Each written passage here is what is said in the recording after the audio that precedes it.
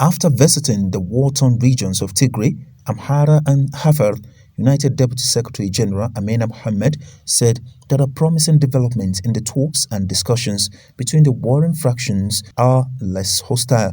There is certainly less hostility than there was a few months ago, she said. On her visits to war-affected regions, Ms. Mohammed was accompanied by African Union mediator Olusegun Obasanjo, who is also the former president of Nigeria. During a meeting with women and students in the regions, the United Nations officials stressed that the organization would not tolerate sexual and gender-based violence. She urged women to be involved in rehabilitation work, noting that women and children were the greatest victims of the Ethiopian war. Expressing her solidarity with the victims of the violence, Mrs. Mohammed said the United Nations will continue to support Ethiopia to find lasting peace. The United Nations envoy called for inclusive national dialogue to prevent hostilities.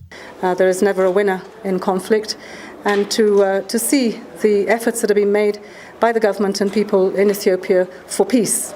Visiting the regions from Tigray to Amhara, Somali, and this morning to Afar.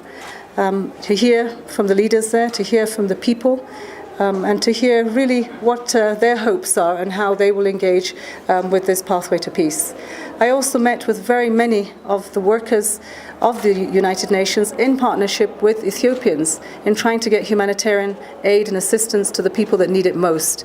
And this perhaps is the biggest call that we have, is that humanitarian assistance needs to get there yesterday.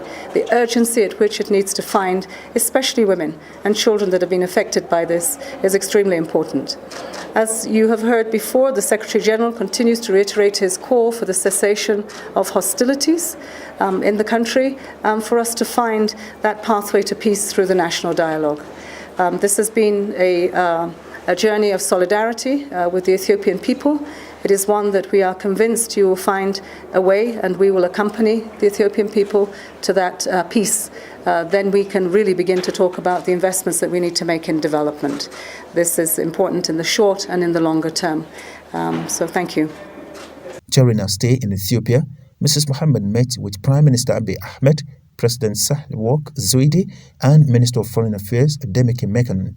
Talking with Tigray State leaders, Amhara State and federal government officials, Mrs. Mohammed said the 15-month conflict in Ethiopia has claimed the lives of thousands of people and forced millions of people to flee their homes.